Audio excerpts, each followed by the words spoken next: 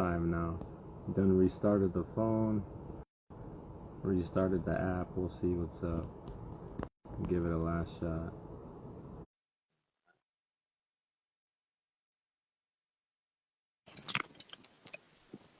Ah, perfect. It works like Does it the first happen?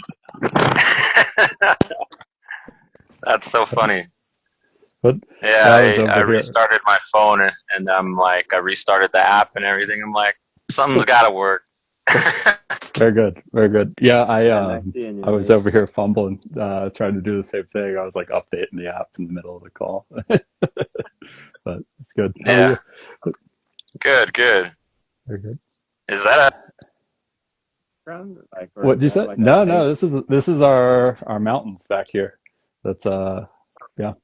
But nice? yeah, those are Paria Mountains. It's just like outside Douglas, Arizona.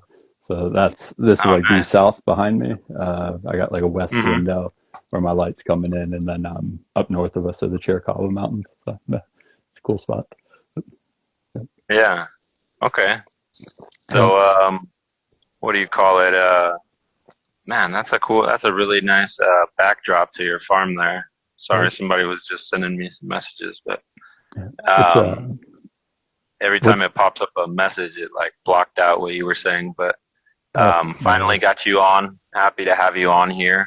Yeah. We got a lot of people that are interested in agave in California and even cactus and farming different native crops. So it's cool to see someone doing that in Arizona as well.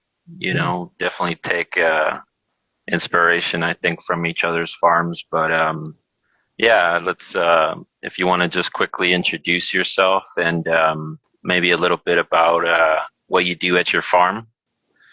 We'd be happy to listen. Yeah. Yeah, for sure. So I'm Nate Jones, and I own Sweet Acacia Farm with my fiance, wife in November, Veronica, and we started this place 4 years ago or so, and didn't really have like a concrete like, oh, we're gonna plant 5 acres of grapes or something like that. We kind of came to it with Yeah. the mindset of, hey, let's try to grow food for ourselves, and then let's see what it would be amenable to creating like a surplus that we could then sell and turn into a product that way. And that's kind of how we were geared towards agave and just other stuff that's like kind of dry farming appropriate. So we've done a bunch Yeah. of trials, different types of agave, cacti, different fruits. And then there's a lot of native foods here, like tons of native foods here. And for the most part, it seems to go fairly underappreciated in our area. There's a few. Yeah. Same Uh, here. it's crazy. It's really crazy. Yeah, the amount of native plants that, have been utilized for thousands of years in our areas, but no one's given them the time of day. Yeah, It amazes me. yeah, Yeah. Because, I mean, I've had a fascination with agave and cactus for a long time, but, really the last 10 years, the native have, like, just won me over yeah, because of, like, no one really giving them the time of day farming wise. Yeah. yeah. Yeah, we were Yeah. talking just in the messages a couple of days ago about making breads with the California buckwheat, and I was just thinking that's such a Hmm. good idea. It's really, really neat. Yeah. We're, But we're like halfway done with the oven on that, but right on. the same thing, we're trying to just use all the natives that are around us, and see what we could create with them. Like we do, uh, or we utilize like the creosote and all of the ambrosias and even the yuccas that grow in the area. So we try to do similar stuff to you, I think, in the sense that okay, what is already here, Mhm. and let's see how to produce from it a little bit. Mhm. And I think it's a different way to look at farming, right? Because a lot of people come and buy a land and they kind of clear it to farm like, Yeah, grapes or whatever, right? yeah, But when you start to look at the land and all the natives as utility, then mhm, you're kind of like, oh, I have the farm already. I just need to like create products from this stuff, yeah, and kind of improve it in little ways, right? Like yeah, here the sun's really intense as I'm sure it is over there, but That's why our big focus has been trying to put some trees in, right? But yeah, Yeah. Um, that's I always laugh because this area has like a fair amount of people who move here to live off grid, and it's kind of become it kind of reminds me of like Joshua Tree out that way, where there was like a big movement of people into the desert. Like some people stay and some people don't, and you see a lot of people come out here and they clear everything, and then like yeah, we have a dust devil season, and we also have a monsoon season, and so like people clear all the vegetation off their land, and then they're just living through the dust, and then yeah. all their soil just washes away the first big monsoon rain, and it's just you, It's crazy how you it's a different state, but it's like very similar because it's here we deal with the valley fever, which is a hmm fungi right in the yeah, soil. So yeah, everybody is like, why do we have so much valley fever? Yet they're the ones clearing the land, right? pushing the spores And in the and air. Yeah. sometimes they clear it before they ask themselves what they could do with with the plants. So then hmm it's like they're having to work double because most of the time they're replanting a lot of those natives, you Yeah, know. yeah, So absolutely, yeah. absolutely. Um. Uh, So, or were you gonna say something? I was going to ask you, have you one of the things that we did here that I think has been helpful is just look at like climate analogs across our latitude, across the whole globe, and Yep. seeing what people were doing, and like we're pretty similar to like North Africa and parts of like Pakistan, India, regions like that, all the way through like Iraq, Syria, stuff like that. And Yeah. just looking at like traditional farming there gave so many ideas for what to try. And we also looked at like what was growing here. Like we grow jujubes, and there's Yeah. another ziziphus plant that grows naturally here, and it was thriving when we moved in, and like it basically creates like these tiny fruit that are almost inedible, like they're 90% seed. But just seeing that and realizing like, oh, this is almost identical in demands as a jujube, made for a really appropriate response to put them in out here. And they're almost like a weed, like people are giving them away to each Yeah. other. It's kind of cool. Yeah, Yeah. We have some native goji berries that grow here that no one yeah, really cares about, right? yeah, And the same thing, they're just growing off of the rain here and really providing tons of fruit, but no one's giving them a chance to be involved on a farm, right? So yeah. it gets me thinking. I'm like, oh, I gotta plant a whole bunch of these. They call them wolfberries as well. Mm-hmm. I'm gonna try to plant a bunch of the seeds and propagate them, but same thing, seeing what's already working and trying to expand off of that, right? So, Yeah, um, I think you were telling me earlier that you have a bunch of already wild agave on the area. yeah, So you're able to kind of like observe a little bit of, what type of agave may work for you or what, you may be looking for a little bit, right? So, definitely. um, what type of agave are growing on your land naturally, you Yeah. know? So naturally, we have just Palmery or Palmeri, and Hmm. then a little bit north of us, like uh, well, I say north of us, but basically higher in altitude here, we have Montana growing wild, and then to the west of us, even at the same elevation, you'll see Palmeri and Wachu census growing together, um, or Nice. yeah. Yeah. But That's a that, super strong agave, yeah. yeah, What you it's an Kansas too, I yep, call it, but yep. hmm Yeah, so that's we're not far from that mountain range that those agave are named after, and that's it's cool. really interesting because you don't see them in almost any of the other mountain ranges. And then like you hit the Huachuca Mountains and then to the west, and they're just everywhere.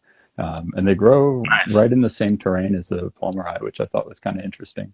So But you guys they're are oh, go at ahead. what type of elevation? I think like 4,000 feet. You were saying, Yeah, a little or bit higher. Like we're our land has a good bit of elevation to it. We're like kind of on a mountainside, and the peak of it is 4920, and oh, like okay, kind of the mid slope where we have most of our site is about 4700. So Oh, yeah, Yeah. that's super high up. We're just at 3,000 feet here, but you know, as a consultant, a lot of people are pushing into these elevations, kind of where you're at. Mhm. But in California terms, right? So into Yeah. elevations 4, 5, 6,000 feet, Mhm. and it's a really tough one to find agave that work for those elevations because they get some really extreme climates, on the cold side and on the heat side sometimes, but mostly on the cold, it's been a tough one trying to pair farmers up with the right agave. But yeah, that's a real interesting. And what is like your rain like in this ecosystem? Are you getting like more than typical rain for a farm in Arizona, or what does that look like? It is extremely variable. So we've been here we moved in 2021. So we've been here about 5 years, and our annual rainfall total has ranged from 7 inches to 23. Oh, And we get a bimodal, like kind of classic monsoon Arizona system. mm-hmm. So we'll have winter rains. They tend to be a little gentler, and a little bit more like steady, and they'll soak into the ground well. In talking to people who have lived here a long time, those used to be winter snows. Like 30 years ago, that was snow. Yeah, Typically, they would get snow from like around Thanksgiving or like end of November through January, February. Um, and we've seen snow here a handful of times, but never more than an inch or so. Um, yeah. but Yeah, same yeah, here actually. We haven't really gone over an inch of snow, but yeah, it's so random because it won't snow for 5 years or so, and then the year that it snows, it covers everything. So yeah, yeah. it's an interesting one when you're dealing with agaves there. But I was gonna ask, did you want to start working with agave based off, seeing the agave that were on your land and trying to expand off of that, or how did your interest in agave come up, right? Yeah. I would say it's probably a couple factors. So Veronica and I, my fiance and I, we talked about really just wanting to focus on the highest value crops, because both of us were doing other stuff for work, and it was the sort of thing where um, there were a couple things at play. One was that we didn't want to have like a heavily mechanized system at all. Like I really, Yeah, yeah, the thought of maintaining machinery and stuff that's like that smart. is Yeah, with all the tractor prices nowadays, it's crazy. it's nuts. It's It nuts. costs more than a house. Yeah, Yeah, and I feel for some of those guys too. Like just keeping them running too. I mean, Yeah, it's just that's one thing you hear a lot of farmers complain about in consulting, especially, I don't want to mention the brand names, but some of the brands, the tractors that they sell now, you have to pay like a yearly subscription for software. yeah, So anytime you want to repair that machine, it's a huge pain. yeah, So a lot of, you know, these farmers are supporting right to repair bills and stuff, right? Because it's so difficult to just put yeah, put a hand into their tractors. But yeah. yeah, you get to avoid all that with agave for sure. Yeah, it was definitely a big part of it was seeing, okay, there's agave thriving here already, and recognizing that was kind of where our area is moving, like in terms of in some of the adjacent valleys, they're starting to have issues with groundwater, and they're starting to roll Yeah, out. Like this about 2 years ago, there was a really big commotion locally. They passed an active management area, and they yeah. limited new Arizona's farmers. heading very, they're. I feel like they're following the same path that California did with regulating groundwater Yeah, through SIGMA, or the Sustainable Groundwater Management Act. And it's a state that a lot of agriculture depends on the aquifers. So I think it's a smart move, but definitely we'll have to change what type of things we farm, right? yeah, So yeah, I think that's a wise move. that's kind of why I got into agave and cactus, because I studied so much water policy, and I was like, oh, this is going to change so much that we're going to have to completely change what we farm. Yeah. Sure, sure. That makes a Hmm. lot of sense. One of the really wild parts about the water policy here is they didn't put any caps on like actual usage numbers. They just said Oh, new farmers can only bring 2 acres into irrigation. They didn't yeah. Not, qualify it like doesn't acre specify like feet. 2 acres of what. Yeah. Exactly. So there's no specification, which is it's nasty because what ended up happening was it discouraged a lot of people from farming who may have been doing intelligent stuff, like Yeah. relatively smart use of water, but they're still only able to bring on any like that very limited number of acres. It's pretty interesting. To me, it didn't make any sense because to the point we're talking about, like you could have a very intensive 2 acres water wise and be using multiple Yeah. acre feet per acre on it, and then you could also have 100 acres irrigating twice a year intelligently and just like Hmm. carrying through. Yeah, we see some of the same things here. It's like they are cutting back, for instance, what you could pull from the aquifer in many counties now, but what some of these big almond growers or big agriculturalists are doing now are buying water rights to continue, taking this water from these smaller farms and putting it onto their larger farm. Mhm. So even though you regulate people, if you can still allow certain crops to grow, then people kind of still find loopholes or abuses in the system, right? To kind of Exactly. reallocate water towards their farms. So yeah, that's an interesting one. We got a question in the chat here. Kelly Agave. Yeah, biggest challenge for cultivating agave Arizona. What is the most important challenge for cultivating agave in Arizona? Oh, that's an interesting question. Yeah.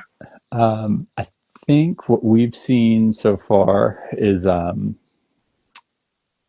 don't know if I could narrow it to one. I'd say there's Or a you could couple. choose a few of them. Yeah. What would Yeah, be like the top couple of them? yeah. Early on was sourcing agaves before like just doing seed, like starting Sure. from seed local agaves. So sourcing agaves that were going to survive here because I think you and I have had some conversations and messages before Hmm. around getting stuff that's been kept under shade cloth or kept in really kind of babied conditions. And even when you try to ease it Yeah. into full sun, and then like we range from single digits for cold all the way to 107, 108 degrees as a high. Yep. And sun's very, very intense. And so we've definitely lost plants just from like pure sun scald. And then there's some pests here too. I wouldn't say, I think it would be a bigger issue if we were going to be just like monocropping, if we were just Right. like 1,600 plants an acre or something like that. I That's what think I the, tell people. You gotta feed the pest a little bit, and the yeah, stuff they like the most is native. So, yeah, yeah. The, I think the weevils would probably take out a big monocrop here for sure. oh Cause yeah, I was yeah. looking at weevil damage today. But it's, I mean, it's there, but it's not like a plague proportion. Well, And in Arizona and California, these areas that have big metropolises where agave has been in landscaping for so long, people have just mismanaged a lot of this agave, and the disease of weevil is spreading through the Southwest pretty quickly. But that even more so to go towards a lot of the natives, because they in many cases have.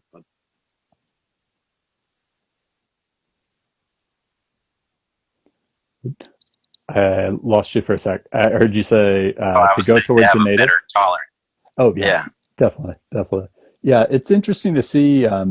We also have. Oh my gosh, I'm blanking on the name of it. It's a small, primarily like agave and succulent feeding beetle, but it's not the agave snout weevil.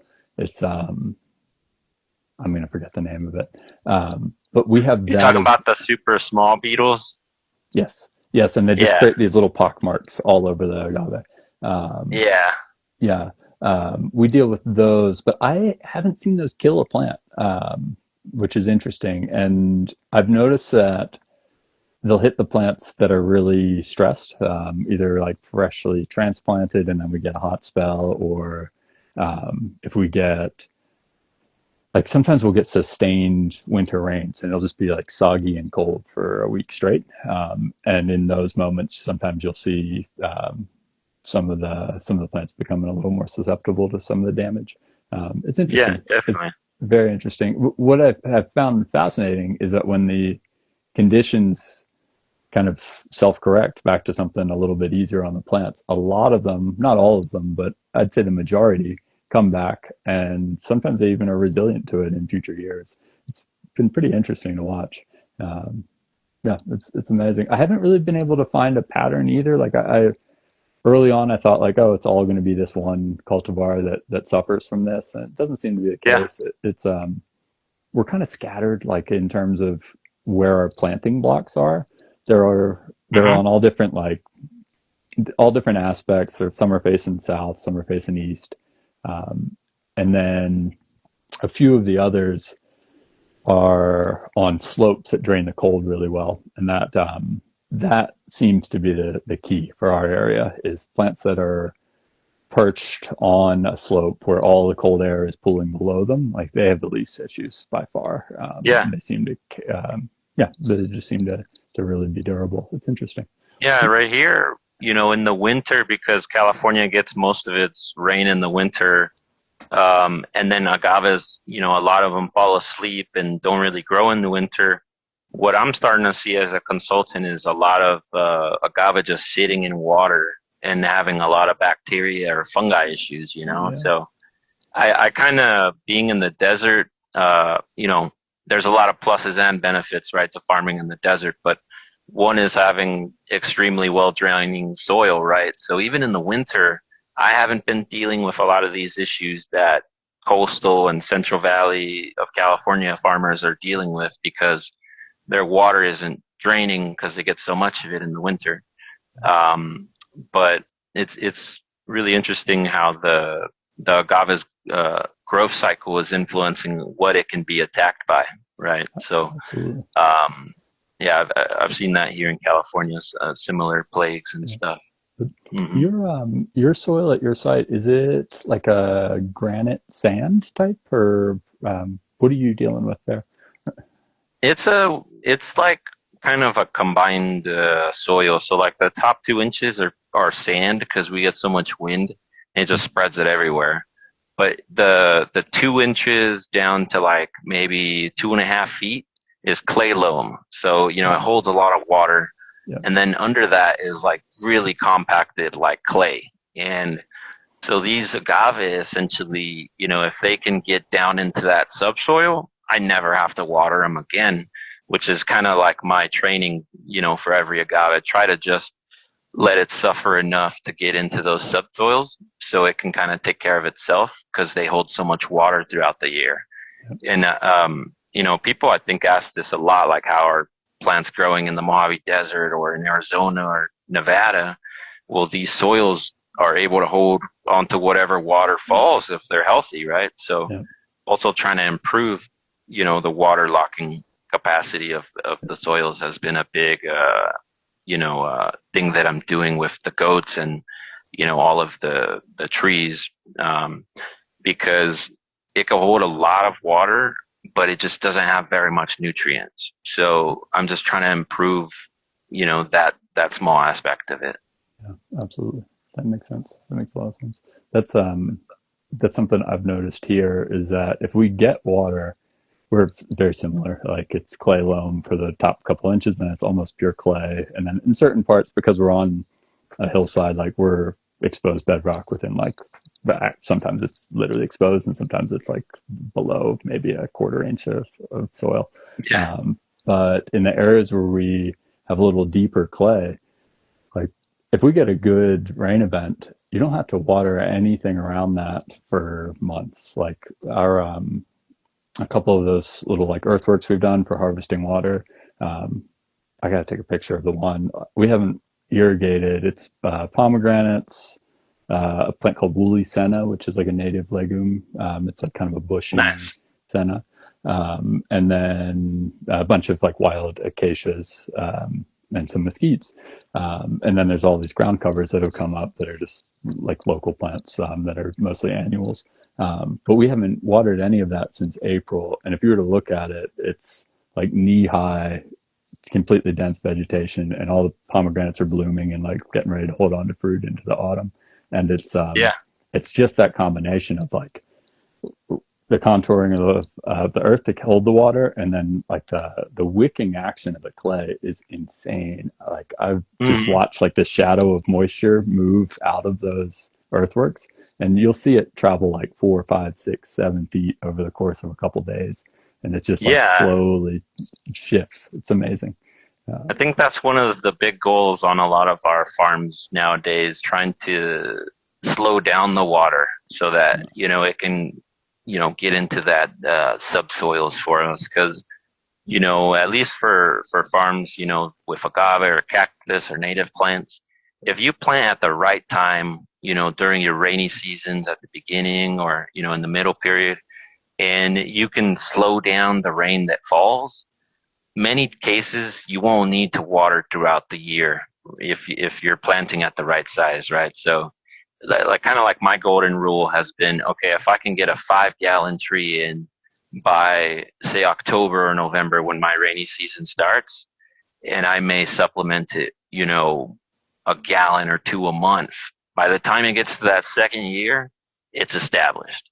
And it's kind of a fine line, right? Trying to find okay, how much do I let it suffer, right? Because some of my plants Yeah, sometimes in that first year look pretty, they look pretty rough. bad. Yeah, But I yeah, always see that second year they prop right up once they get established. And the the tough part I tell people is if you water too much, you get them too accustomed to making shallow roots, and they'll never hit your subsoils, and get into that deep water, the yeah, locking that's being locked there throughout the year. that makes sense. Have you had have you had a big difference in some of those tap, like you and I've talked a little bit about all the Palo Verdes and stuff like that. Have you noticed a big difference in ones that you basically germinated and while they're still sending that first taproot, you get them in the ground relative to ones that have been in a container and that taproot Yeah, has kind of been stunted? yeah. Yeah, That's why I'm not passing 5 gallon actually, because yeah, of the root development.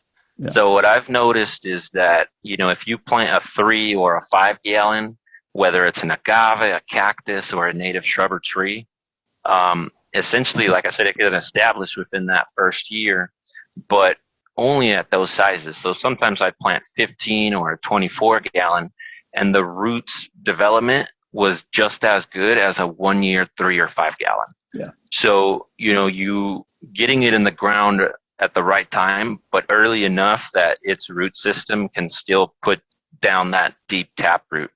Because if it's in the container for too long, sometimes it's going to be stunted for upwards of 2 to 3 years in the ground before it Mhm. catches up to say a 3 or 5 gals rate of growth in roots, right?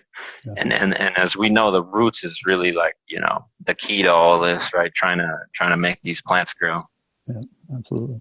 Yeah, Yeah, I've always chuckled like there's that moment where you're kind of reassuring yourself like, oh, this plant looks like hell, but I know the roots are okay. And then yep, you get vindicated when it comes like roaring back once you get a little bit of moisture. It's funny. yep. Yeah, I good was stuff. gonna I was gonna ask here. So are you seeing anybody else, coming to you in Arizona and trying to learn about agave to maybe start, planting agave? Like, what is, the general like, or I guess, how are people looking at your farm in Arizona, right? Are they saying like, oh, this is, interesting, this agave thing, or are people kind of still trying to see where your farm goes? Yeah, I think that it depends who it is. We're obviously we're not. we're not super like public facing either. Like Yeah. we go to a little farmer's market locally and sell a little bit of veg and stuff like that, and then have a little bit of online presence. But what I've noticed is people who are farming professionally and have been farming professionally for their career, they seem to have a little bit of interest in it, but they seem to think like, okay, that's kind of a wacky idea. If it works out, I'm Yeah. interested. Hmm. And they kind of view it with like a kind of like an amused, like slight intrigue. Yeah, it's But I interesting. don't see anyone like saying, "Oh yeah, we're going to dedicate 2 acres and replicate what you're doing." And Yeah. right on. Like if you depend on your farming income, like I would be slow to Hmm. make changes if you're 100%. Yeah. yeah. I So I think think that's that. why Yeah, I Oh, think go that's ahead. why it's cool to bring farmers like you on, because a lot of agave farmers are getting into monoculture, and you know, when you don't have an income every season, every year coming in, it's a really tough time to be a farmer. And agave farmers that I know are really successful in Mexico or in other countries, you know, um, they have a lot of different crops growing, and they may have animals or different type of businesses, right? So I think it's actually part of the game plan to make a successful agave farm, to have the natives, to have the cactus, you know, uh, different type of trees that bring in something during the time that you're waiting for all of this agave to mature, right? So Absolutely. um, yeah, Yeah, I think it just makes so much sense to have animals be part of a farm. All of it, like it. I think only in like our modern paradigm does it make sense to monocrop huge amounts, bring in all your fertility, and just irrigate out of a huge well and just keep churning over and over again. I obviously understand why people do that, but I do think that if people have the like if people have the available time to like kind of play out what happens and also have the flexibility to, as you said, to be able to let agave mature for several years in a field. I think yeah, it's just such a like a resilient approach to it. Like it's something where a few things might fail. Like yeah, agave weevil might get our agave crop for this year, but maybe those jujubes we planted or the olives we planted are going to have a good year exactly. this year.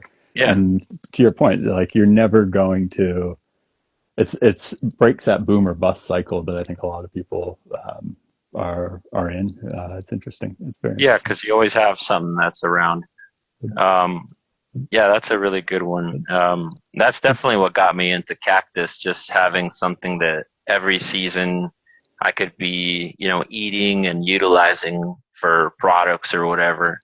Um, but it's similar stuff to agave, that it's still a lot of education trying to bring people to accept the eating cactus or agave, right?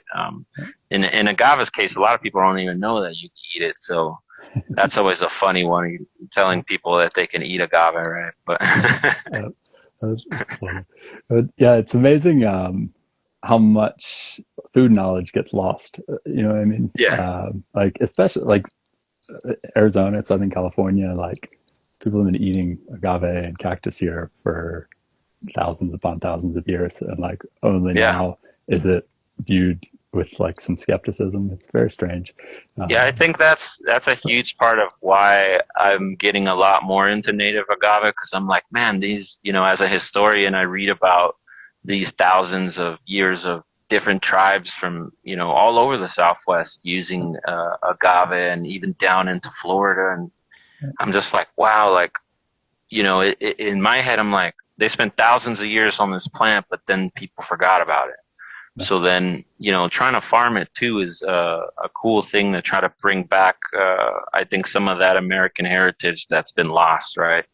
Because there's a lot of plants here that we can utilize for, our economy, for our culture, that we're not anymore. But these agave, unlike a lot of crops, could be dry farmed and not put pressures on aquifers. So it's a valid option to give them a chance.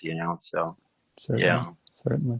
Do you know one of the things that I've run into is that I haven't been able to see a lot of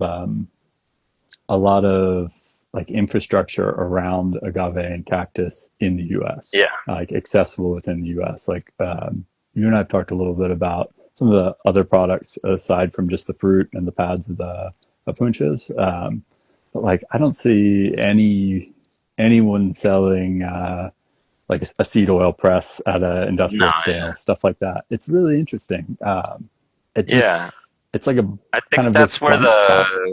the entrepreneurs are going to come in there, you know. I think that's the place for a lot of innovation to happen, you know, because uh, yeah, like these products, there's a lot of new products to be made and a lot of new machinery that needs to be, you know, changed to manufacture these products. So that's always like exciting for me, at least when I see those openings, because I'm like, oh, that means that there's market, you know, there's a market there that I could address, right? So I mean, like the prickly pear seed oil, the reason I mention that a lot is because most of that is being imported from Mexico, and I think it's a lower quality seed oil from Ficus indica.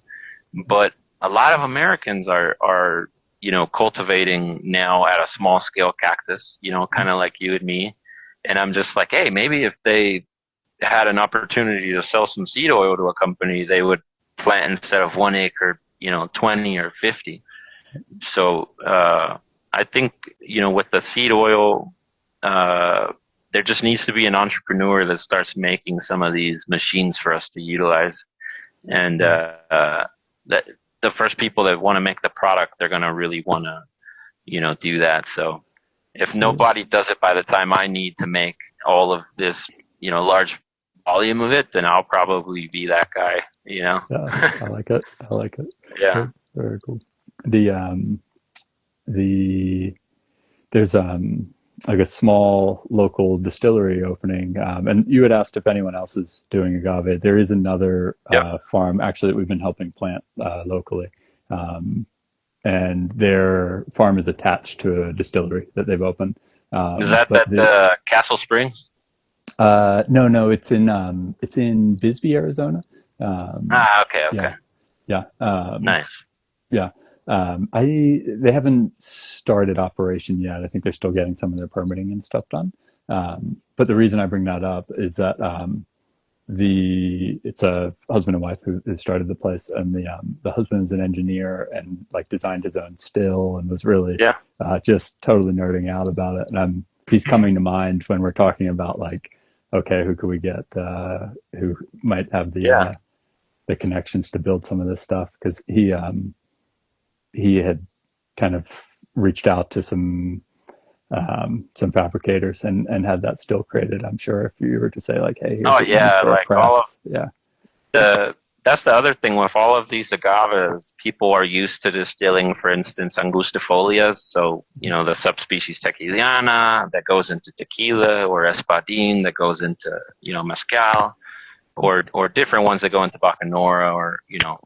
But my point is, it's all kind of one species, you know, and there's like a lot of other agaves that could be distilled, obviously, but each one I'm finding out is way different, because when I've tried to distill them all, they've like each presented a unique problem, you know, especially a lot of our native ones, because they're high in saponins, which cause a lot of issues in you know, the distillation process. So yeah, once again, I think there's going to be a lot of new innovation in these manufacturing, you know, for the agave distillates as well, because we're going to need new types of stills that can handle, you know, different types of pressures, different types of like with the high saponins, what happens is you get a lot of like bubbles that can make, you know, a high pressure in the still. So we need different type of stills, for instance, that can handle higher pressure and can get rid of some of these, you know, foamy residues. So that if someone invents a still like that, you know, I've kind of invented like a, bootleg version of that. But if Yeah. someone makes a professional version of that, then they would be very successful. So I Yeah. think, there's going to be a few entrepreneurs working on that. Hey, what's up, Paco? Kelly Agave said here, a lot of, or it's really interesting, the multiple uses for agave. We need to recover all that knowledge. Yeah, actually, that's one of my questions here. I've studied a lot of agave in Arizona and its history, and I was going to ask you, how do we begin to maybe interest more people in Arizona about their own history and this history of agave, right? Because there's so much different uses that they had and different ways to cook it and utilize that agave. Like, how can we maybe start to bring some of that back to Arizona? Yeah, definitely. It's definitely, especially in southern Arizona, like there's definitely an agave culture, not around farming it, but around the products.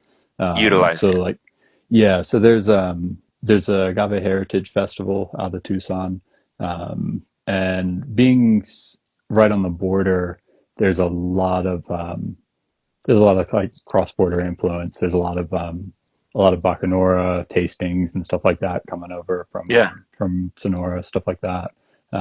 So I think it's on the way. I think what I have noticed as kind of like a fledgling agave farmer is that there's such an emphasis on spirits, and there's not a whole lot of emphasis on like the myriad of products that can come from it. Yeah. And I think that's a real oversight. Like I think that there's so much more that agave offers in spirits, and not to like spirits. Obviously, it's one of the more high value products that comes out of it, and I think that's why people are emphasizing it so much. But like one of the main reasons we're farming agave is not even for sale for spirits. It's Right. partially for animal fodder. Like you and I have talked about that a little bit, Yeah. stuff like that. And it's just like looking at, okay, are we just going to only buy in feed, or are we going to, maybe we can half those feed costs by feeding a mix of agave and legume trees, stuff Yeah, like the that. good part about agave and those leguminous trees is a lot of them stay evergreen all year, right? So whenever you're low on feed or you can't go to the feed store, it's amazing having them around on your farm because I can just go cut and trim a tree. I can go, correct the growth on a cactus or trim lower leaves on an agave, and boom, my animals are fed for the days. And they're going to be drinking a lot less water because those plants are holding that water. So I think that's a great way to utilize the plants too. Yeah, I've fed it, grinded up to birds as well, and I think even it has a market. I think in the U.S., for instance, if we can start creating affordable silage. Because in the winter months most of the United States doesn't have reliable grass, reliable feed, and if you can utilize agave or cactus or leguminous trees to create a silage that's storable, you have something that you could sell throughout the whole U.S. throughout the whole year. So I think think about how many billions of animals are in the U.S., right? Like if you can hop onto a small percentage of that animal feed industry, you'd be, a really successful person. So, yeah, and also going to the thing that less people are drinking now, and spirits are getting crushed in many markets. So we got to think of other ways to utilize the plants. I think even here in California, we're a little too fixated on creating spirits with them, and that may kind of bite us in the butt like it has Mexico. Because when there's only one way to utilize the agave, the boom and bust cycle is when a lot of farmers go out of business. Sure. That makes sense. Makes a lot of sense. Yeah. Do you have Says, any? Oh yeah, got a bunch of comments. Yeah. yeah, Sweet Acacia Farm posted. I see conversations are just starting in the Arizona Food System Network about agave and include indigenous folks in this region and indigenous foodways. Interested to see where they lead. Yeah, I think we need to definitely partner with more of the indigenous and see how we can work together on agave. Um, the agave that I'm growing a lot of these native species.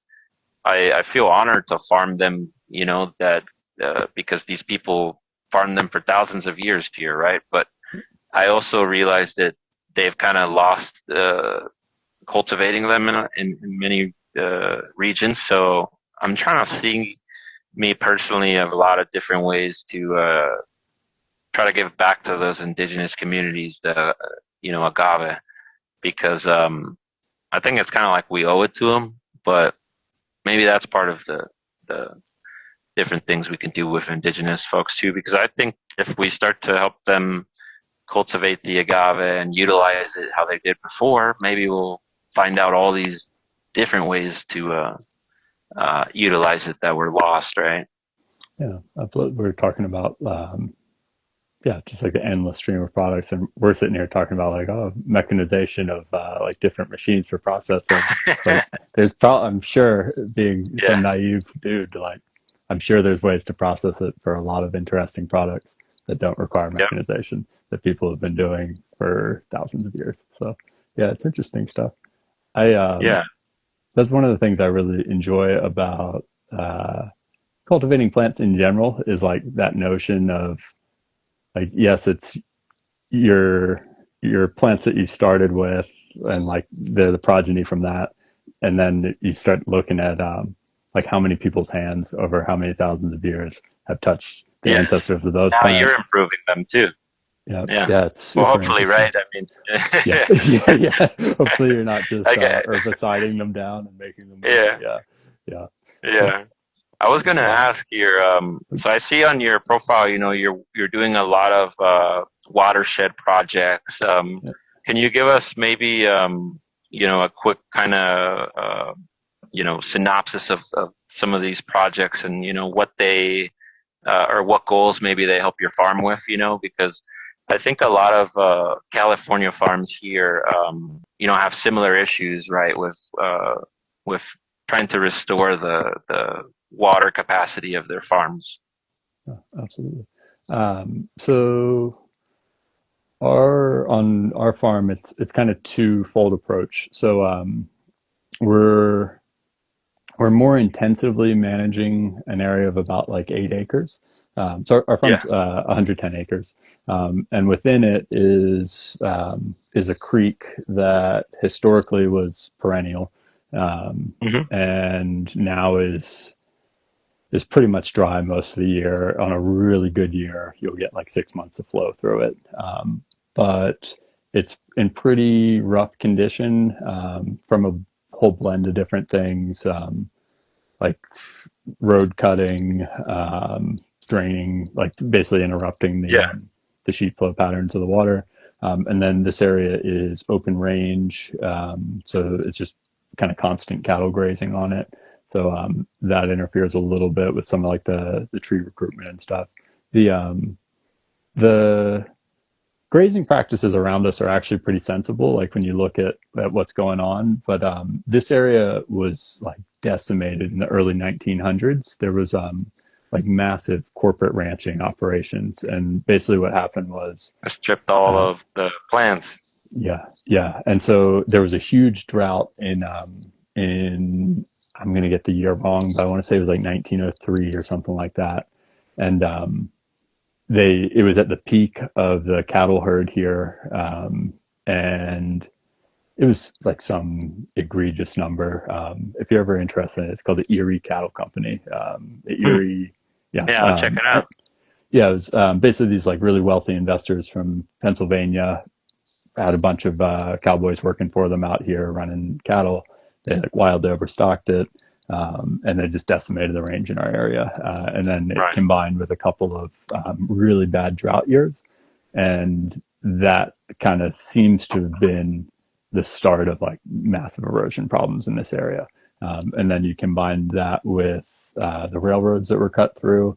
And then in more recent, like specific to our site, this area was a ranch that was then sold into a subdivision, into like 40 Okay. acre ranchettes. And when they cut it into a subdivision, they basically just looked at the map and drew squares, like rectangles of roads. Yeah, the And lands, so, yeah, just like no concept of like, oh, put this on contours. So the down the road. elevations. Yeah. Yep. And so they just looked at it from above on a map and drew lines. And the result of that is that in some areas the creek bank is like 20 to 25 feet below its floodplain originally. Wow. And so before I get super sidetracked, one of our major goals with the water harvesting stuff is to try to improve the watershed health, like in general. I'm We'll certainly benefit from it. Like I'm sure that will Yeah, of help course. recharge our well and things like that. But really, it's just as much about like just creating a cool ecosystem to call our home and be able to walk around and see interesting stuff It helps and see keep all things. your work inside, right? Too, because the water a lot of the times is on our farms creating massive runoffs, right? Not my Yes. farm, thank God, but you Yeah. know, on a lot of farms, a lot of runoff. So all of their hard work they do on their soil or all the nutrients they apply is just going all away, right? So I think Absolutely. trying to slow down this water and hold on to it is a big part of, you know, soil improvement as well. A lot of people, you know, they're not looking at that aspect of it, right? Because you see a lot of farmland just being flat, right? So Yeah. Yeah. here I tried to work with all of the natural swales, and maybe that's a part of it too, trying to make sure that you're mimicking the nature around you Yeah. as far as you know, as topographic, you know, uh, yeah, how it's slowing down the water. Yeah. Yeah. Yeah. In our like the major watershed areas, like where the creek is and some of the little tributaries to that creek, we've used a lot of like the kind of the classic erosion control stuff. Sometimes I don't really know how common knowledge this stuff is and how much it's like I just live in this echo chamber that's nothing but rocks and Yeah. water and plants.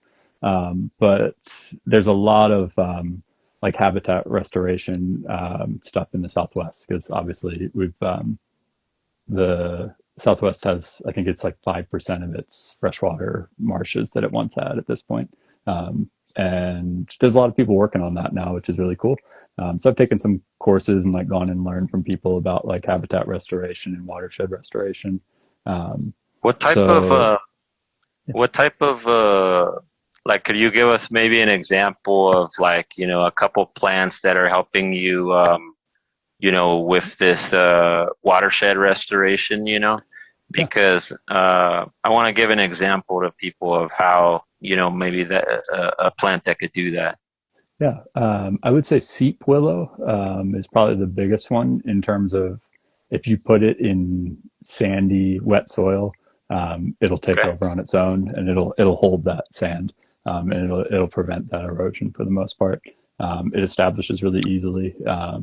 That's kind of what seems to be like the last guard holding on to some of the banks that Yeah. are really getting beat up out here.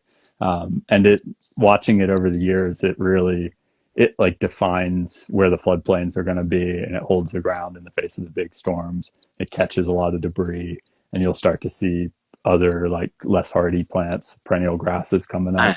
up. Um, a lot of a lot of the like riparian grasses seem to do really well. Veronica always teases me because I get really excited over giant saccatone, which is like this huge bunch Yeah. grass out here. And I'm just like constantly screaming about how cool it is and how it's holding everything together. So that's another one. That's going to be They're different, like no matter where super important. Yeah. yeah, it definitely would matter where you are. Like everywhere has their own riparian grasses, and pretty much everywhere has a like I call it seep willow. I know there's a Yeah, name for it. definitely.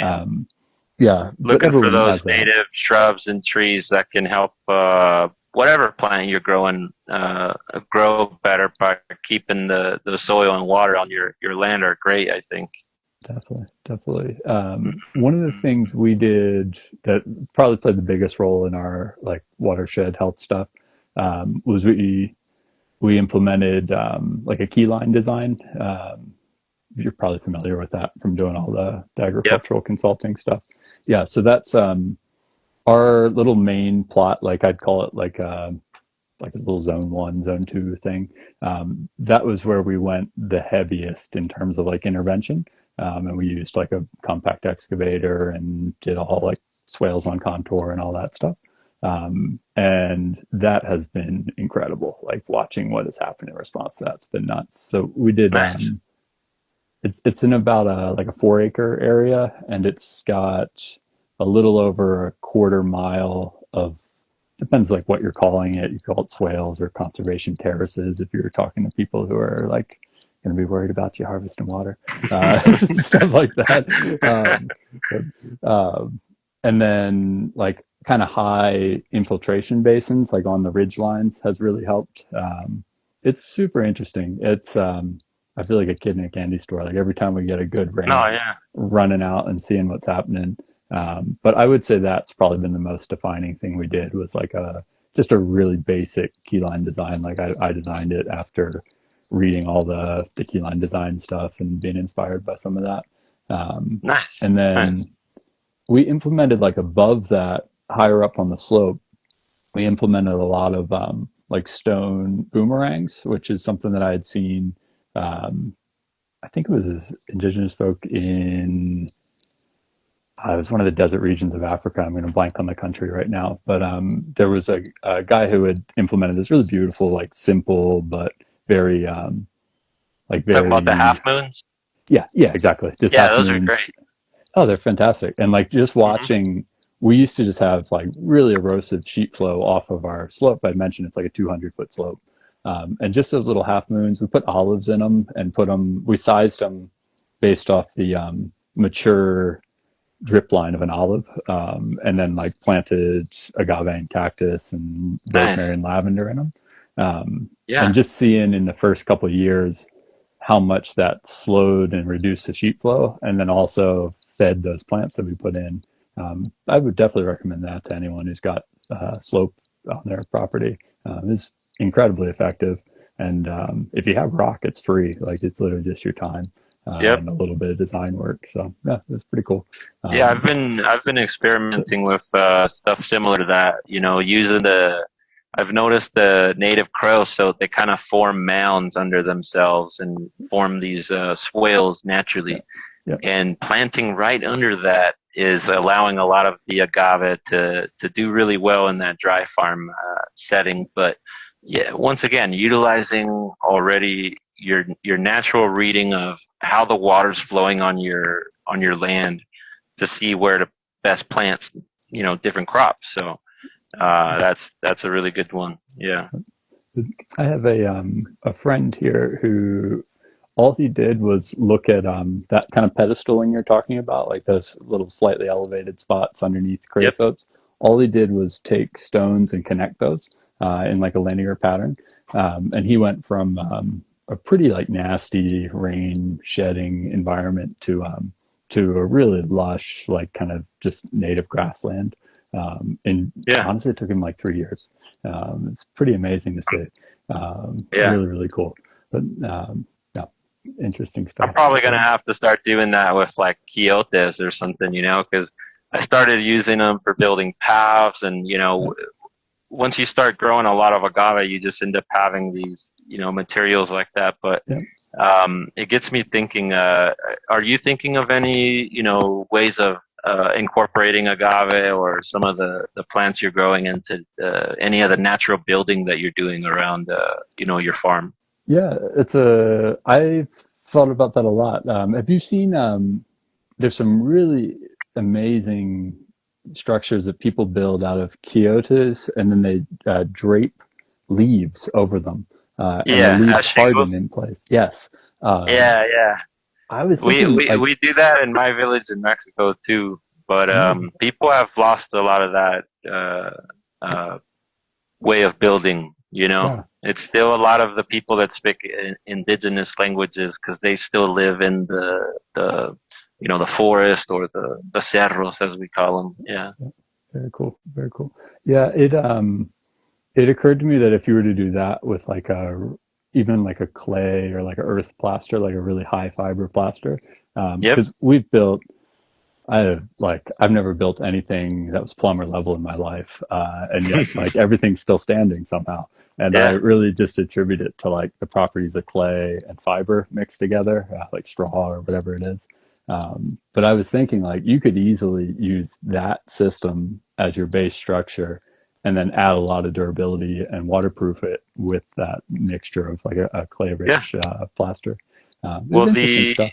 the agave fiber, I know you can incorporate it as a reinforcement, kind of like straw, right, into Yeah, your adobe. yeah, But one a lot of people don't think about is the slime from the cactus for hardening all of your yeah, adobe or your lime that you may be using as well yeah, in those builds. Yeah. yeah. Planet Mescal here says the Agave Brothers Ranch builds surfboards from quiotes. Yeah, they have some pretty cool surfboards here in California that they're building Interesting. out of the So quiotes. are they like taking the quiltes and turning them into like a herd, like a hemp herd, and then like forming it, or how are they doing Yeah, it? I Do you think so. know? Okay, Yeah, got it.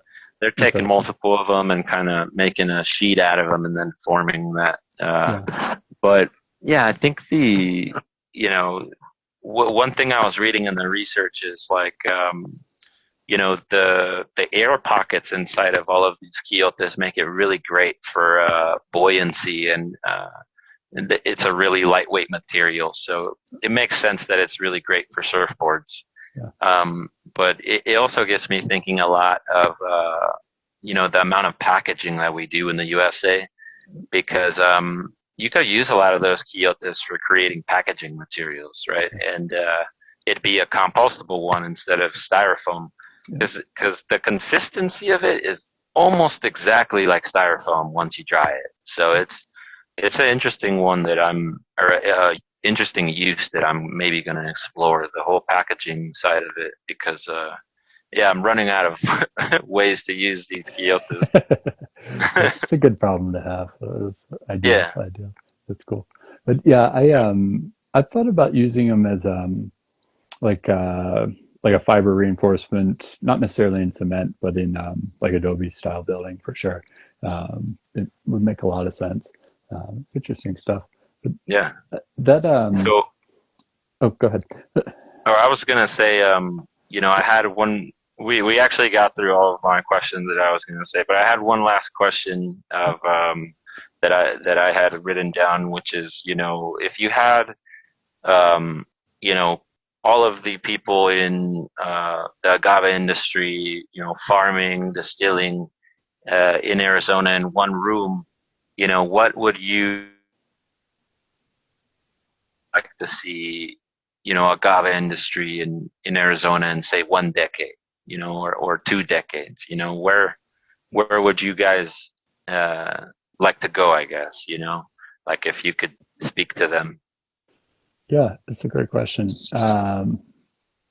I would think it would be nice to have not necessarily like the same level of regulation associated with it, but it would be nice to have um, some sort of um, some sort of like regional cooperation where people were talking very much like the um, Yeah. like in the vineyard world where people have like the like various regions, stuff like that. I think that would be Hmm. interesting. I think it would be very cool to see what we're talking about, like a collaborative effort to look into taking some of the byproducts of creating maybe spirits and um, turning them into some of these products we're talking about, like whether it be fiber for clothing or whether it be fiber for or like shelf stable animal feed, stuff like that. Yeah. I think it would be very neat to collaborate on that stuff with people because I know we're talking about how like one of the root elements of our operation here is avoiding like large scale mechanization. Yep. And I just know like we're never gonna when we're gonna produce like a couple couple pairs of pants and a pair of sandals Hmm. like once a year or so, or a couple times a year. Like that's not a real business. But if you collaborate with other people, it certainly could be. Very Yeah. similar to what is there's a brand of dairy products that's coming out of like Wisconsin or something like that that originally started as like a cooperative effort of dairy farmers. Are you familiar with what I'm talking about? I can't remember who it Um, was. I know it's been it's sold not now to some. Tillamook, is it? I don't think it's Tillamook, but that's an example of Yeah. it, like that type of Yeah. situation. They're similar to that. Yeah, I think that would be neat. I think there's a lot of different routes it could go. What I think the thing that would be most valuable would be to avoid really stifling regulation, like what we were talking Yeah. about with the bill that was being floated out there, where Hmm. people are just being like taxed out of business essentially. Like Yeah, that, it's definitely. just totally absurd. Yeah, so Yeah, I think a avoiding lot of that that type of scenario. regulation, we got to be careful with it. I think that's why I think I'd mentioned it to you. I think it's so important to battle, regulation correctly and make sure it's passed correctly in California, because we usually are setting the example for a lot of other states and they try to Definitely, pass similar laws. So definitely. we don't want to bring, unburden some regulation to all these other states as well. Like, I kind of told it to my friend the other day. It's okay to lose California, but if we lose Arizona and Florida and Texas, I would be pretty, sad, because um, I think this industry, not to say I want it to be unregulated, but if it can have 1 or 2 decades where people are just innovating without having a lot of progress stunted, then I think we're going to come to a lot of, really interesting entrepreneurs and products that are made, right? Um, and I don't want to stop that. So I agree with you. I think, there needs to be more cooperation in Arizona and in California, and even between us, right? I think there's a lot of that we can learn from each other, right? Like I tell some of the clients I have in Arizona, they're like, how do I get started with what species do I plant? And I'm like, just do the opposite of what we're doing, and a lot of us in California, and you'll be fine. Because we're all planting monoculture and Mexican imported plants, and I'm like, if you do the opposite of that, you'll be okay. Yeah, But yeah, yeah. We I'm just gonna kick a light on real fast. It's starting to get dark out here. yeah, no Uh, worries. let me hold on one sec. Um, Yeah, we had early on, it was a really simple test. We did like between a dozen and 20 of as many cultivars that could take below like our freezing, essentially. Yeah, you're extreme. And yeah, and so I think we started with a little over a dozen and have like pretty much narrowed it down to like four solid and a couple that are, I think maybe In that was between. just, yeah. And also I think it was just that early test was such a small sample size. It was like, okay, we really probably need to plant at least a couple hundred to really test it. So Yeah. we're kind of doubling down on some of them. But yeah, it was interesting. And we were really merciless with it too. Like we put them in the ground, gave them a little bit of water, like I've first couple I've killed so months, many and that agave. was it. Yeah, Yeah, yeah. It's. but I think I that's think to I've do it. I've I've probably killed over 400,000 agave by now. And that's like a real number too. Yeah, So, I believe it. but there's been millions leaving, so it's Yeah, fine. yeah, But I think it's great to be open with different plants that are working for us in dry farming and these things, because people get inspired seeing, how little water and maintenance and stuff go into the native plants, and then they get inspired to want to plant them. So a lot of people, I think in Arizona or New Mexico and Texas now are seeing, oh, I can maybe, plant these agave or cactus or native plants, and, they get established and I don't have to water them anymore, right? Which is for many farmers, their biggest bill is the water bill. So I think that brings excitement to people of a new way to farm. That's actually a classic way, right? That we're kind of just bringing back. But yeah, that's definitely why I try to tell people about what's working for me and stuff. Because the next people that come up in this industry, they're either going to be monoculturalists doing one type of agave, or they, I think, will be dry farmers doing a polyculture. So, uh, yeah, it's important to show them, the other side too, instead of monoculture. Definitely, definitely. Yeah, I think what's really interesting when you start to see the synergy of um, some of those other like dry farm eligible plants, it's amazing. You start to see, yeah, just we were talking about it before. Like, okay, yes, we could use shade cloth for eternity, or you can plant Yep. some native legume trees, and in 10 years, like, hmm yeah, you're not replacing shade cloth every few years, and you're Even getting with, a yeah, crop off them. Yeah, with the and buildings too, because I build them all, so I'm gonna be doing all the maintenance too. yes, yeah, So I'm like, oh man, maintaining a greenhouse 30 years or growing the tree, yeah, it starts to think, okay, well, I can't scale, this farm I want, just putting I can't build infinite greenhouses, yeah, but I can plant, my whole lot full of trees and it's doable. So absolutely. I think thinking of different ways like that to use the native trees to our advantage to have different businesses on the farm, like a nursery or an area where people can relax, that's shaded. It brings different opportunities too to your agave or different cactus farms or any of Absolutely. these small farms that just need unique ways to generate revenues too. Yeah, Yeah. absolutely. Absolutely. hmm Do you have ocotillo growing on your place? No, we don't have any Yeah. Uncle Tio, but Yeah. that's Uncle Tio is kind of hard to find in California. Like people have like really big plants of it, but there's really no one that sells seed of it and small plants of it. So, Yeah. um, but yeah, I want to start to plant some of it.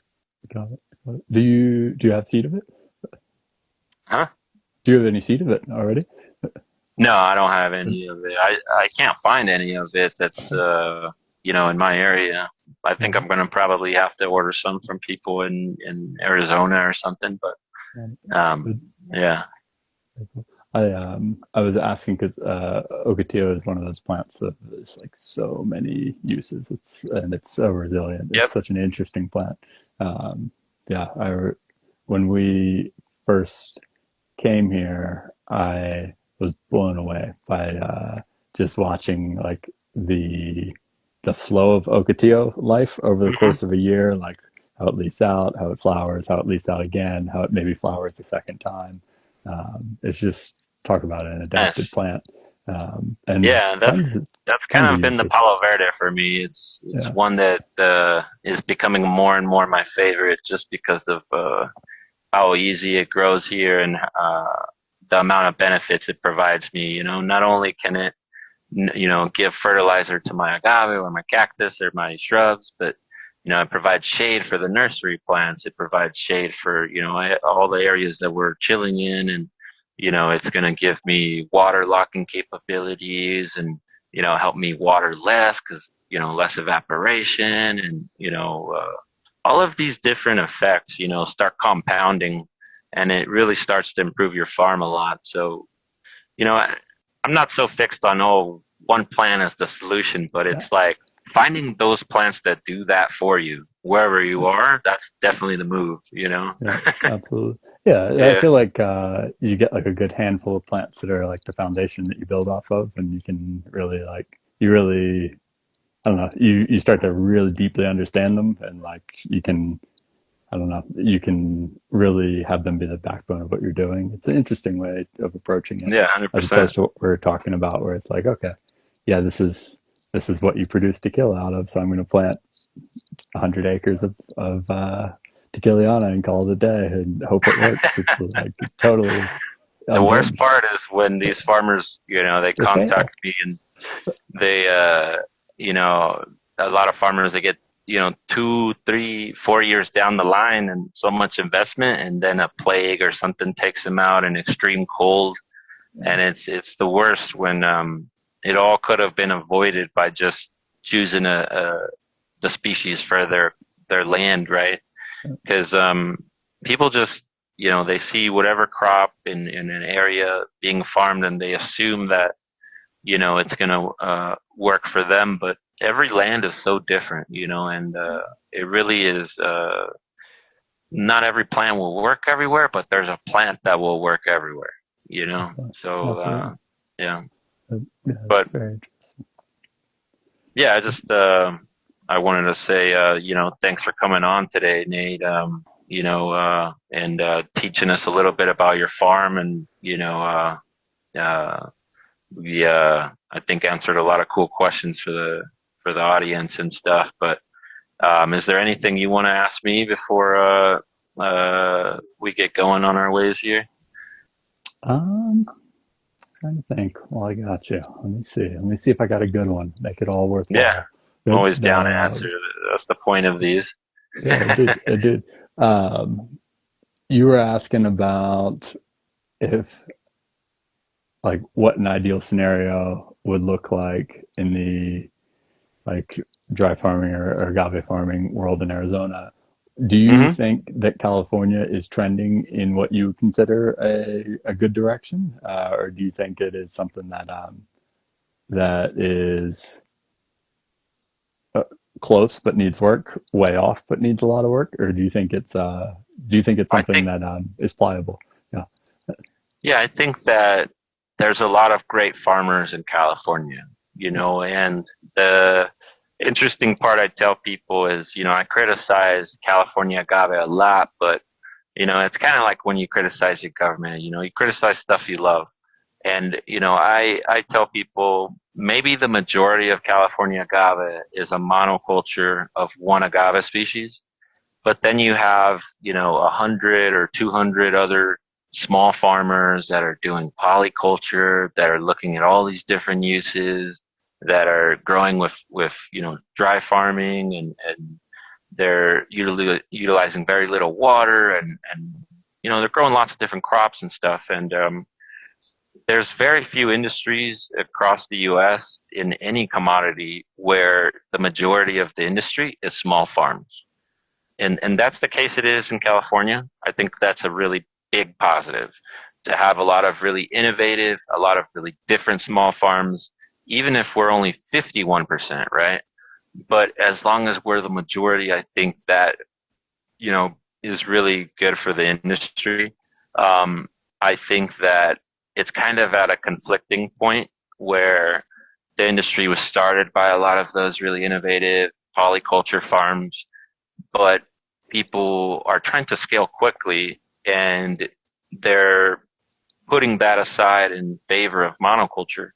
And that's where I say it can be a little dangerous, because we started off great, and we don't want to lose that greatness, right? Because if it's a monoculture, we're going to have very few ways of utilizing that agave.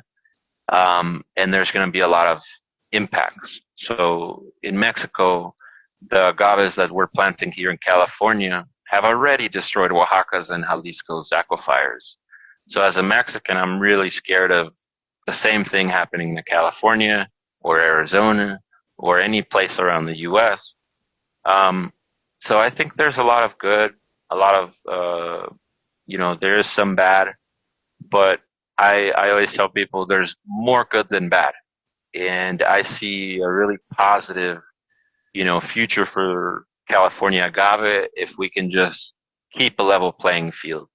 So, I tell people it's not that I don't want a monoculture agave farmer to exist or whatever, but I want the small polyculture agave farmer to still be able to be in the same market without getting, trampled over.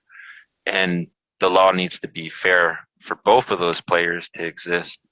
Um, so I think there's a lot of improvement that needs to be done, but uh, that's where having conversations like this helps us improve, you know, what we want the industry to be and where it will be in 10 or 20 or 30 years. And I think the louder farmers like me and my partner and here in California, or you and your partner in Arizona, the louder that we are showing people what agave, cactus, native plants can do without all of these resources being depleted, I think it's going to bring in a new breed of farmers that I tell people now, like, there's only maybe a couple hundred dry farmers, but in a decade there'll be a couple thousand, and in some places it'll be voluntary like me, but in other places it'll be mandatory.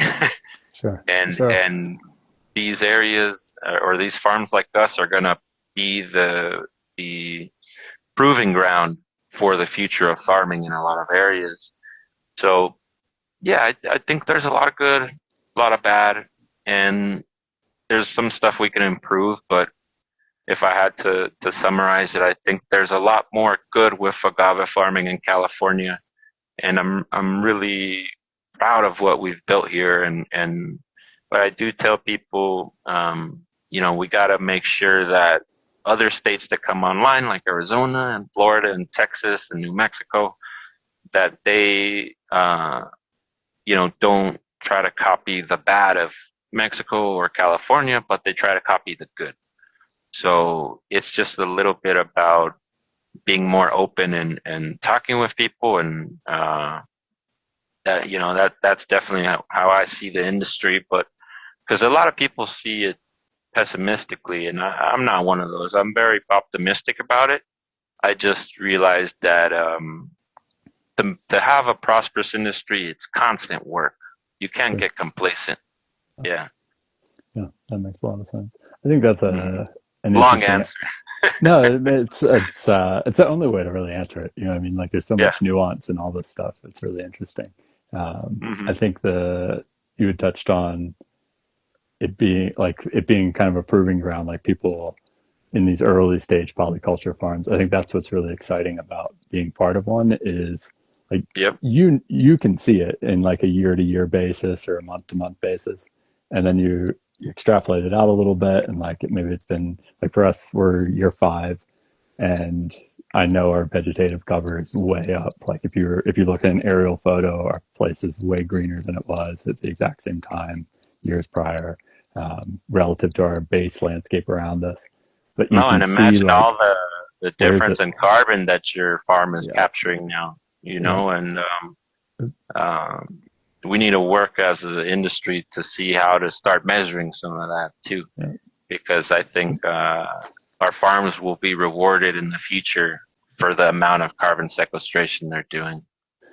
When you say that, do you mean from a perspective of like you see a carbon credits economy coming online, or more so you Yeah, see just the I think benefits of having carbon in our soil in the day-to-day farming, or both, both? a Yeah, little bit yeah, of both. I think that eventually, I studied a lot of environmental science in college, and I think a carbon tax one day may come to America. And, I think farmers, if we can convince one day the government to pay farmers for carbon sequestration, I think a lot of the polyculture farms that are maybe not able to create so much revenue from products may find a lot of success in that. So I think that's something we should promote. But it's always an open. We'll see what happens there. But as far as the carbon in the soil, I definitely think that you know all of that is going to be a huge improvement for your farm monetarily. So the more water, carbon, and nutrients you have in your soil, the more productive it's going to be. And there's definitely economics behind every year capturing more and more carbon into your soil. So I think there will be different type of rewards for people the more that they're sequestrating carbon for sure. yeah, absolutely, absolutely. Yeah. Yeah, it's interesting. I always catch little notes like that. Like if you like I um, note, like if you look at like airline prices, it'll have like your percentage emissions relative to one. It's Yeah. like, oh, we're starting to open the book here to leaning in that direction. It's interesting to see, Yep. and you can kind of see, yeah, just little hints of stuff coming into play. It's fascinating, Yeah. really fascinating. But, Yeah, we'll see what happens soon with that, but I hope that it does come to the industry. We'll see. yeah, Yeah. it would be very interesting. I don't know what your experience has been, but recently we had what was described as a 1 in 10,000 storm by some of our local politicians. And to Hmm. your point, like you only criticize the things you care about and you have love for, right? So like I care about this area so much. I love it so much. We've only Yep. been here for so Yep. long. And like I can see that this infrastructure here is built around the era of like the early railroads and these copper smelting operations and stuff like that, and it's starting to show, like it's starting to wear thin a little Yeah. bit, and we're just not prepared. Like our region is not prepared, and it's not economically strong enough to really recover from what's going to be an increasingly violent and intense storm Common. Yeah. system. And when I like see some of the reactions of like, that was a 1 in 10,000, like we couldn't have anticipated it. Like we'll try to fix it. It's like, oh, that's Oh, not they're gonna the be way fearless more common. leadership Yeah. we need. Yeah, yeah, Yeah, exactly. that's why the water restoration is so important. Yeah, Here in Lancaster, and we have all of our roads every time we get monsoons, they yeah, get destroyed. yeah, And here on the farm, I have zero runoff. So yeah, it's about trying to over time, even during these crazy 1 in 100, 1 in 1,000 year storms, you can read the land, yeah, and here in California in the 1800s, we had an arc storm, which, inundated, huge portions of the state, like a third or half of it. And this area was under 3, 4 feet of water. And you can see the areas where that water ran. They're the yeah, dry rivers that a lot of people see in the desert, right? So it's like, okay, how do you beef that up instead of trying to pave it over, yeah, So absolutely. here I'm always trying to read what nature's made already and Yeah, just trying to improve it to make sure that all that water is staying on my land. absolutely. But definitely we're going to start to think more about that as a society because it's going to, like I said, all the roads get destroyed, right? So you got Yeah, to start building that into the infrastructure absolutely.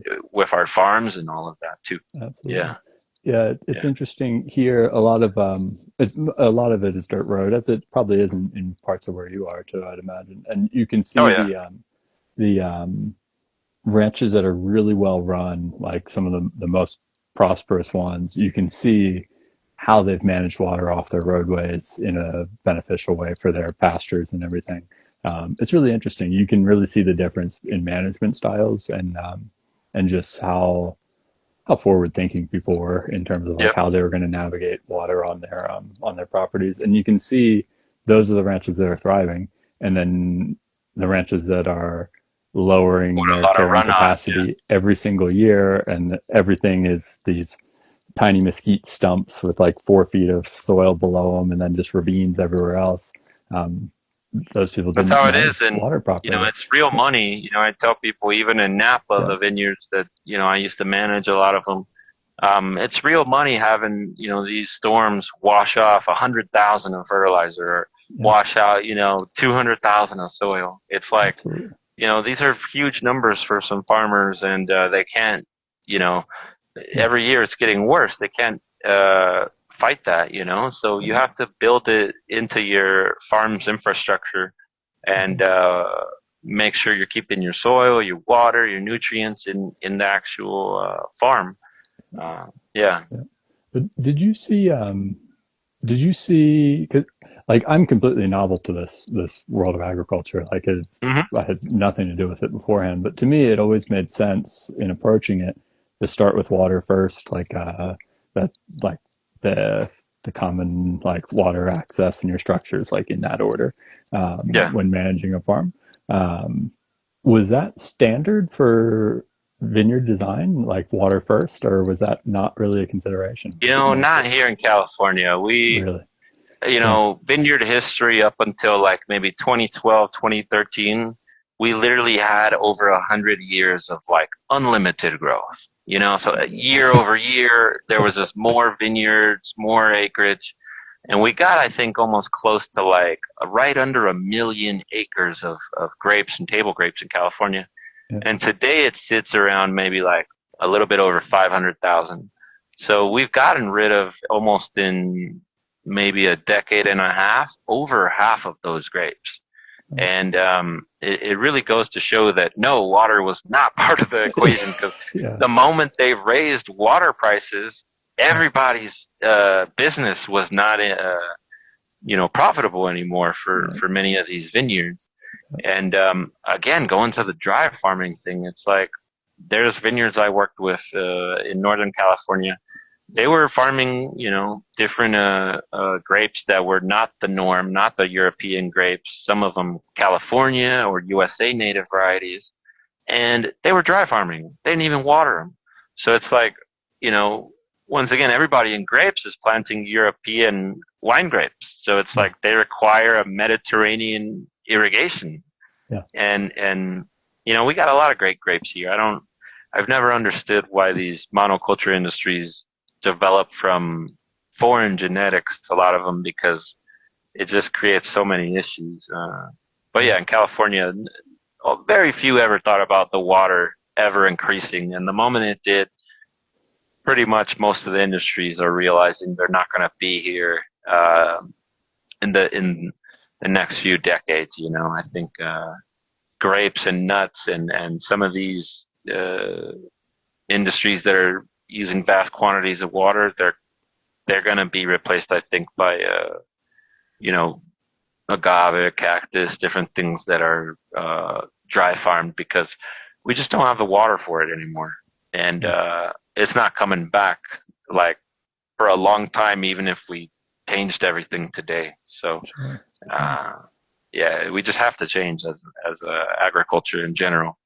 I think even in Arizona, most of the crops that we grow there are really high water use, and it's crazy that the amount of alfalfa that's grown there versus nobody growing or giving a chance to the agave or cactus, because all the alfalfa goes into animal food, right? So it's like if you grew agave, cactus, and native leguminous trees in Arizona, you could feed all of those animals as well.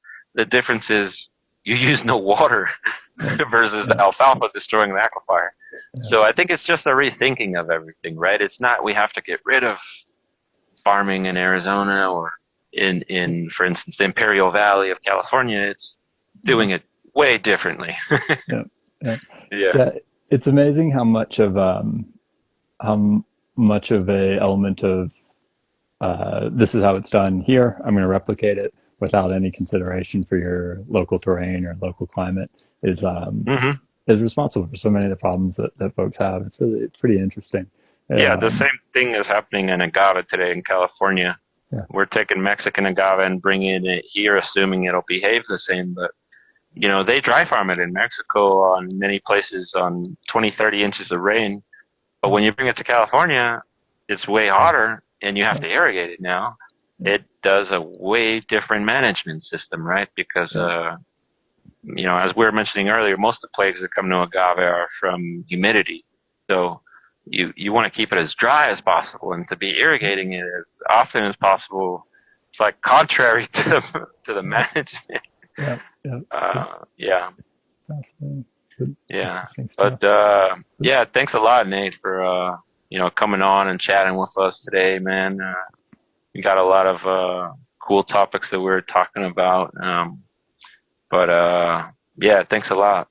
Yeah, of course, brother. Thank you for having me on, and thank you for putting all your stuff out. No problem. It's been a while, like a couple of years. I've been like just watching everything you talk about. It. Veronica's sister, my partner, is so sick of me being like, nice. Check out he's doing what we're doing. It's really fun. This one will be available on podcast later, so you can listen to it too, and hear on the IG as well. I make it as a podcast so people could be listening to it while they work or whatever, pause it and stuff too. But the video on IG always gives option for people to come on and ask questions and talk with us too. So that's the cool part about that. but yeah, like I said, it was great having you on, and I'm sure we'll be talking more agave, and there's a lot of cooperation I think that we can have between Arizona and California farmers. So thanks for being open to also talking with us, and there's a lot of cool farmers here in California too. So Absolutely. yeah. Absolutely. Very good, sir. Have All have right. an excellent night, and Yes, I'll you talk to too. you again soon. Cheers, brother. All right. Have I'll a see good you. one. And thanks everyone for coming on. And we had some difficulties at the beginning, but we got through it. Have a good one, everyone. And Bye. have a great week too. Bye bye. Cheers.